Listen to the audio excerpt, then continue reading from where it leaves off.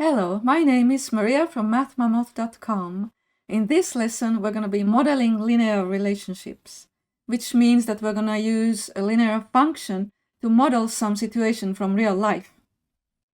As a reminder, the equation y equals mx plus b defines a linear function. And we've gone through this already, how x is the independent variable or the input, y is the dependent variable or the output, but you can use other letters. It might be C for cost or whatever. And then we have the initial value, b, which is the value of this whole function when the independent variable is 0.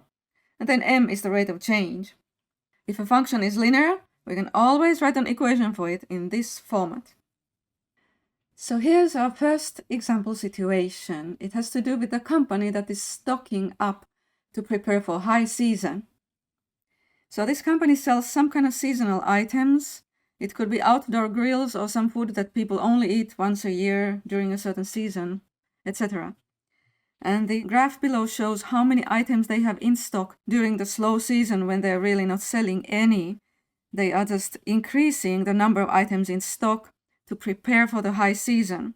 And they start ordering these items from China or maybe from elsewhere, weekly to prepare for the high season.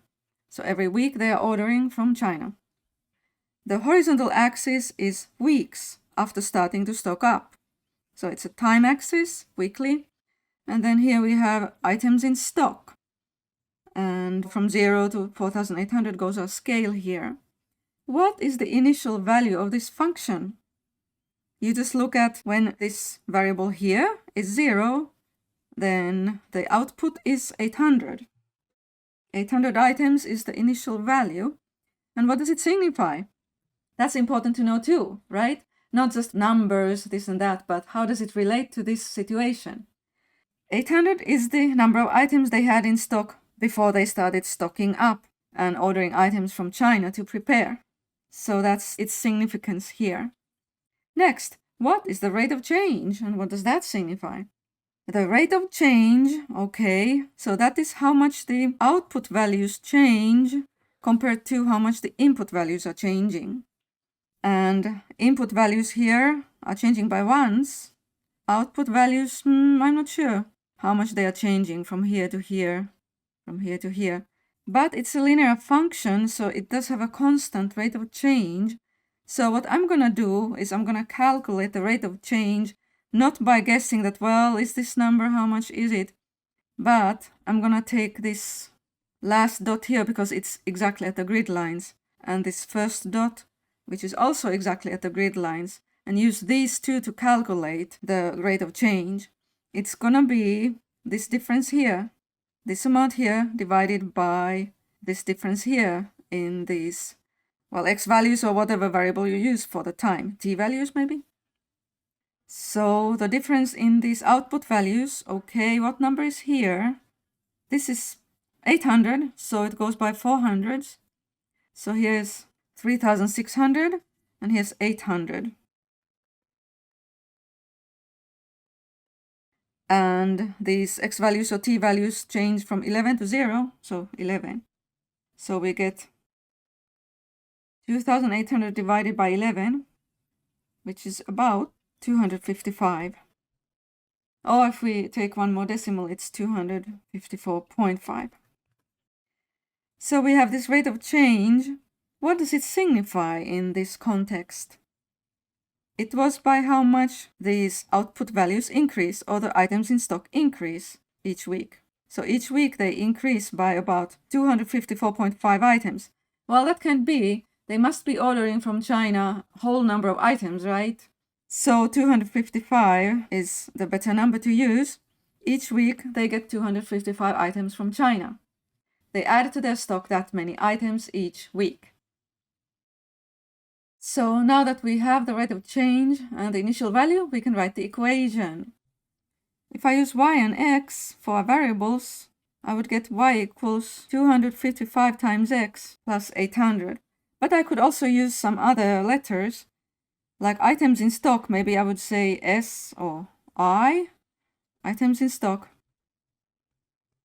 T for time, or maybe W for weeks. All right. And how many items will they have in stock after 6 weeks? We can now use our equation to find the answer for that. We're given the time, 6 weeks, so we put 6 in place of W.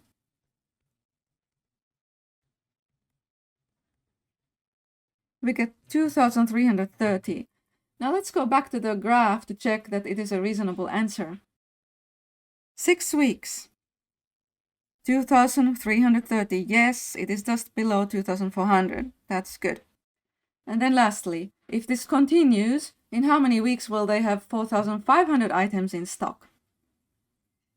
Here we know the items, the I in this equation. We don't know the W or weeks. So we write 4,500 in place of I.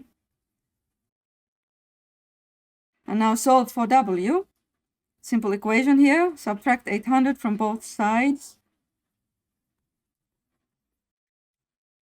And now divide by 255. And I get W, or the number of weeks, is about 14.5. But if they only order once a week items from China, then it cannot be. It has to be a whole number. So we have to say that in 15 weeks, they will have at least 4,500 items in stock, or a little bit more.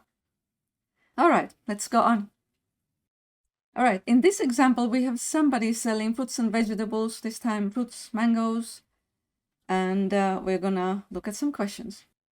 Sam sells and delivers various fruits from his fruit trees in the village he lives in. This week he's selling mangoes.